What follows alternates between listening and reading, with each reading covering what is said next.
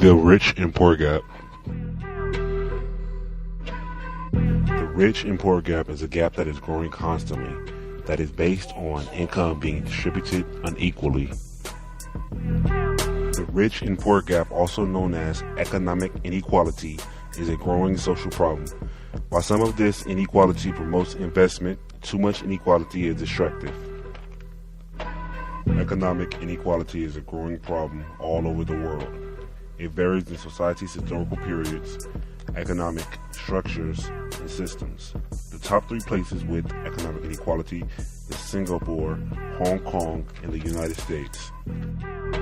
The country with the biggest rich and poor gap is Singapore, located in Southeast Asia. The rich in Singapore earns the higher salaries as compared to other high-income countries, while the poor earns the lowest salary compared to other high-income countries. In Singapore, the media is constantly covering stories over their rich and poor gap. They are trying to get out the news to everyone about what is going on in their country. Singapore government provides subsidized housing to try and decrease the gap and help the poor. Singapore is currently leaving the polls over a month ago to address their problems to the government.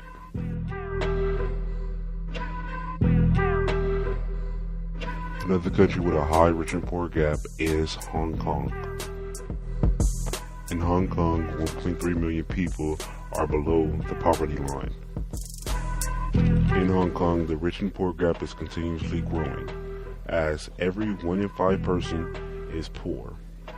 A great amount of people in Hong Kong live in little homes that are the size of one single bedroom. With Hong Kong having one of the highest marketplaces, it has overpassed Singapore's rich and poor gap.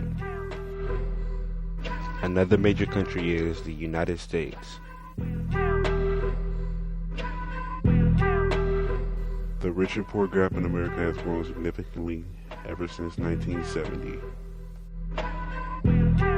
Most of the growth in the United States has been between the middle class and the higher class. In the United States, there are a lot of income inequality in between sexes and races. The U.S. unemployment is 8% and is constantly rising, which is creating a wider gap for the rich and poor. There are 7 different ways to decrease the gap. One way is breaking the social barrier. Improving our public schools, increasing minimum wage, tax the rich at a reasonable rate, give workers a voice in the company, rein in huge donations to political campaigns, giving money to the poor.